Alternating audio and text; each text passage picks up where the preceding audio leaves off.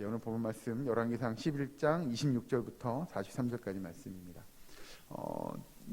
오늘 본문의 말씀에 보면 솔로몬 왕이 정확하게 얘기하면 하나님 앞에 범죄하게 됩니다. 그래서 하나님이 그 솔로몬 왕의 그 범죄함을 보고 새로운 한 사람을 일으키는데 26절 보시면 솔로몬의 신하 느밧의 아들 여로보암이 또한 손을 들어 왕을 대적하였으니 라고 시작합니다. 이 여로보암을 하나님께서 들어 사용하신 거죠. 그래서 그 죄를 많이 짓던 솔로몬을 대적하게 만듭니다. 성경의 내용을 보면 솔로몬의 신하였던 이 여로보암을 대적하게 만들고 그 여로보암으로 하여금 아히야라고 하는 선지자를 만나게 합니다. 그래서 밑에 가서 쭉 보시면 27절 잠깐 보고 가실까요? 27절에 그가 손을 들어 왕을 대적하는 까닭은 이러하니라. 솔로몬이 밀로를 건축하고 그의 아버지 다윗의 성읍이 무너진 것을 수축하였는데 이 사람 여로보암은 큰 용사라. 솔로몬이 이 청년의 부지런함을 보고 세워 요셉 족속의 일을 감독하게 하였더니 그 즈음에 여로보암이 예루살렘에서 나아갈 때에 실로 사람 선지자 아히야가 길에서 그를 만나니 아히야가 새 의복을 입었고 그 두 사람만 들에 있었더라. 하나님이 이 아히야 선지자를 보내죠. 이 여로보암에게. 그래서 들에서 단둘이 만나게 만듭니다. 그때에 이 여로보암이 이 아히야 선지자가 말 그대로 옷을 찢게 됩니다. 근데 그걸 12조각으로 찢고 그 중에 이 여로보암에게 10조각을 줍니다. 그러면서 하나님의 뜻을 그에게 전달하죠. 이 이스라엘 민족을 나누겠다. 즉 12지파 가운데 10지파를 너에게 주리라 라고 이야기합니다. 그래서 이스라엘 민족을 다스리게끔 이스라엘 민족의 또 다른 왕이 되게끔 하죠. 사실 이 내용을 우리가 잘 안다고 치면 이 일로 인하여 이스라엘 민족이 이렇게 나뉘게 됩니다. 그래서 남북으로 나뉘는데 북쪽에 10지파, 아래쪽에 한 지파입니다. 그렇게 하나님께서 오늘 이 여로보암을 통하여 또 아히야 선지자를 통하여 솔로몬이 다스리던 그 나라가 나뉘어지게 합니다. 그러면 하나님께서 왜 이런 일들을 벌이실 것이냐? 33절에 가면 이렇게 합니다. 이는 그들이 나를 버리고 시돈 사람의 여신 아스다롯과 모압의 신 그모스와 암몬 자손의 신 밀곰을 경배하며 그의 아버지 다윗이 행함 같지 아니하여 내 길로 행하지 아니하며 나 보기에 정직한 일과 내 법도와 내 율례를 행하지 아니함이니라. 결국 따지고 보면 여기서 이제 중요한 단어 하나가 등장하는데요. 그러면 솔로몬이 잘못한 거냐라고 이야기하기는 좀 어렵죠. 왜냐하면 33절 앞부분에 이는 그들이 나를 버리고 이렇게 이야기합니다. 그러니까 여기서는 단수가 아니라 복수죠. 그가 아니고 그들이라고 표현합니다. 즉 그 이야기는 즉슨 뭐냐? 솔로몬만 그런 것이 아니고요. 그 당시에 이 솔로몬의 왕이 있을 때 이스라엘 백성들 모두가 다 사실은 우상을 섬기는 일들을 겸하였다라고 하는 거죠. 그러니까 이게 여러분 이해를 잘 하셔야 되는데요. 솔로몬의 왕의 밑에 있는 이스라엘 백성들, 함께 신앙생활했던 이스라엘 민족이 그들이 예를 들어서 우리 이제 하나님 안 섬길래요. 이제 하나님 필요 없어요. 저는 우상을 섬길래요. 라고 한 것이 아니고 하나님도 섬기고 우상도 섬겼다는 이야기입니다. 이걸 이제 다른 표현으로 혼합주의 이렇게 할 겁니다. 즉 하나님과 우상을 겸하여 섬긴 그들의 모습. 그러니까 여기서 33절에 이야기하는 그들이 나를 버리고 시돈 사람의 여신 아스다롯과 모압의 신 그모스와 암몬 자손의 신 밀곰을 경배하며 라고 하는 건 하나님을 이제 안 섬길래요가 아니고요. 하나님도 섬기고 이런 우상들도 섬겼다. 근데 그것이 솔로몬 혼자 한 것이 아니라 솔로몬을 비롯한 많은 이스라엘 민족, 이스라엘 백성들이 그렇게 하나님과 우상을 겸하여 섬겼음을 성경에서 이야기하죠. 그러니 우상을 섬기는 일들이 이스라엘 민족 전체에 만연했음을 이야기하고 있는 겁니다. 그렇게 하나님께서는 그 이스라엘 백성들이 하나님과 우상을 겸하여 섬기는 모습을 보고 그들이 더군다나 그 내용들, 우상을 섬기는 이 일들은 하나님께서 이미 오래전부터 이스라엘 백성에게 율법을 주어서 우상을 섬기지 말 것을, 나 외에 다른 신을 가까이 섬기지 말고 두지 말 것을 이야기하였는데도 불구하고 이스라엘 민족이 그걸 지키지 않은 거죠.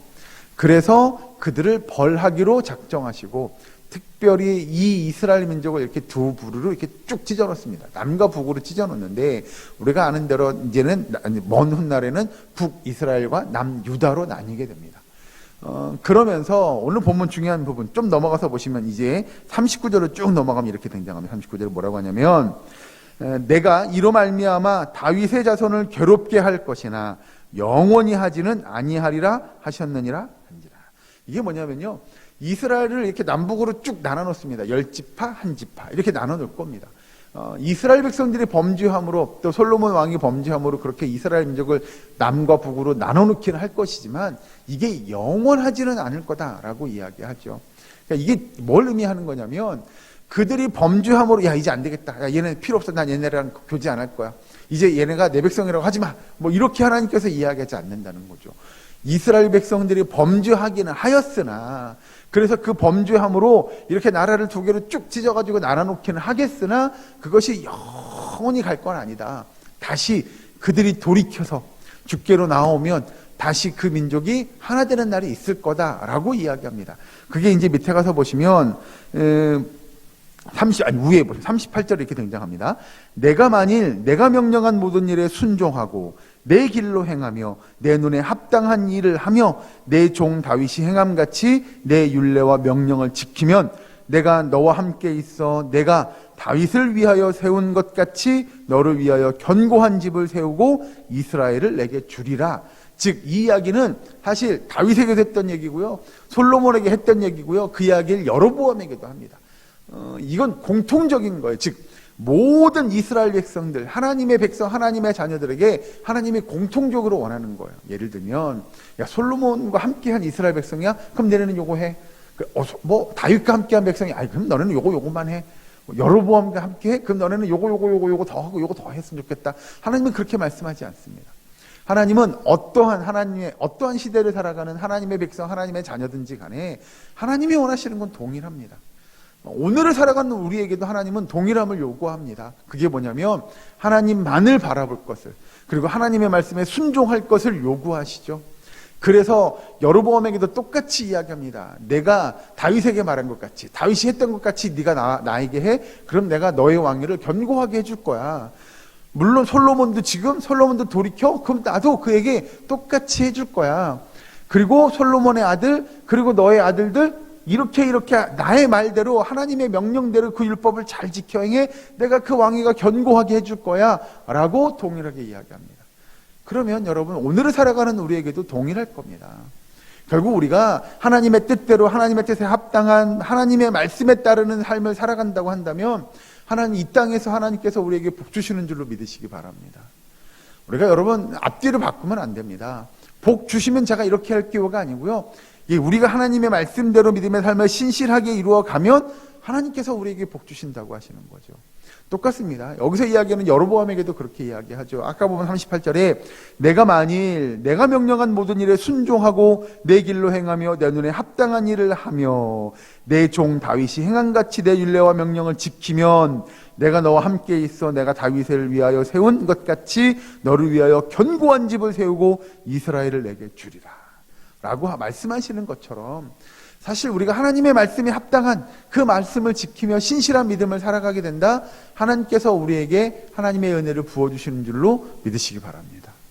그래서 여러분 오늘 하루의 삶 속에서도 우리가 경주해야 할 건 우리의 예를 들어서입니다. 우리의 유익, 우리의 욕심, 우리의 목표가 아닌 정말 하나님의 영광이 어디 있으며 내가 어떻게 하나님의 말씀을 신실하게 이루어가는 삶을 살 거냐, 내지는 사단의 역사가 분명히 우리를 쓰러뜨리고 넘어뜨리려 하고 우리를 힘들게 할 수 있습니다. 그럼에도 불구하고 내가 어떻게 하나님만 바라볼 거냐, 어떻게 하나님의 말씀에 순종하며 하나님의 나라와 하나님의 영광을 위해 애쓰는 하나님의 백성 자녀가 될 거냐라고 하는 것들이 우리의 목표가 되어야 되는 줄로 믿으시기 바랍니다.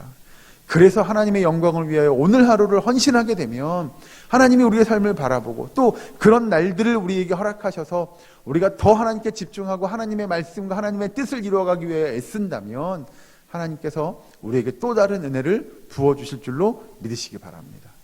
그런 하나님의 백성에게 이 40절에 이렇게 이야기합니다. 이러므로 솔로몬이 여로보암을 죽이려 하매 여로보암이 일어나 애굽으로 도망하여 애굽 왕 시삭에게 이르러 솔로몬이 죽기까지 애굽에 있으니라. 사실 여러분 여기서 솔로몬의 모습을 좀 잘 보셔야 됩니다. 이게 뭐냐면 자기의 신하였습니다. 굉장히 충성스러운 신하였죠. 그런데 그 신하가 예를 들면 자기에게 반기를 듭니다. 그리고 선지자를 만나게 되고 그 모든 일련의 일들을 바라보며 솔로몬은 솔직히 먼저 자기의 삶을 돌아봤어야 했습니다.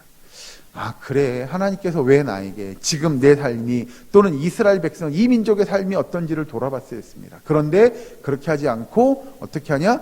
어쭈 저것 봐라. 나한테 덤비네, 대드네, 저 가만 안 둬. 라고 하는 잘못된 판단과 결정을 하게 되죠. 그리하여 여로보암을 죽이려고 했다라고 성경은 기록하고 있습니다.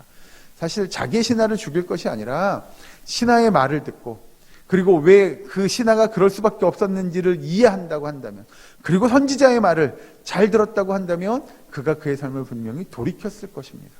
그런데 그러지 못했죠. 그래서 하나님은 솔로몬에게 또 이스라엘 민족에게 그런 아픔, 시련을 허락하시는 것 같습니다. 이 민족이 나뉘어지는 이렇게 나뉘어져 가지고 정말 여러 가지 문제들이 발생하게 되고 결국 그것이 이렇게 서서히 이스라엘 민족이 패망하는 쇠약해지는 길로 가게 되기 때문에 그렇습니다. 여러분, 우리의 삶도 정말 하나님의 은혜 가운데 매일매일 주님과 교제하고 그 말씀 붙잡고 믿음의 경주를 이어가며 우리의 삶이 하나님 말씀 안에서의 삶을 이루어가는 저와 여러분 되시기를, 우리의 사랑교회 모든 권속되시기를 간절히 주의 이름으로 축원합니다. 기도하겠습니다. 사랑과 은혜 하나님 감사합니다. 아버지, 우리의 삶을 돌아보게 하여 주시옵소서. 그리하여 우리가 하나님만을 바라보게 하시고 하나님만을 경배하는 믿음의 백성 될 수 있도록 주님 도와 주시옵소서. 아버지, 세상과 겸하지 않도록 주님께서 인도하셔서 아버지, 세상의 것들을 바라보지 않는 주의 백성 되기를 소망합니다. 주님 도와 주시옵소서. 아버지, 우리의 사랑교회 권속들이 이 시간에 주의 전에 나왔습니다. 아버지, 예배드립니다. 아버지, 기도합니다. 주께서 들으시고 응답하시며 역사하여 주시옵소서. 온전히 하나님의 나라와 하나님의 영광을 위하여 오늘도 주의 말씀 따라 살아가는 주의 백성 되게 하시고 아버지, 우리가 믿음 안에서 승리하는 주의 일꾼들 되게 하여 주시옵소서. 아버지, 시간 간절히 기도하기 원하오니 기도할 때 우리의 환우들을 기억하시고 그들의 아픈 것들을 고쳐주시옵소서. 회복시켜 주시옵소서. 저들이 강건하게 하여 주시옵소서. 아버지, 온전히 오늘도 하나님의 은혜가 우리의 사랑교회 모든 권속들에게 넘치기를 소망하오며 예수님의 이름으로 기도하옵나이다. 아멘.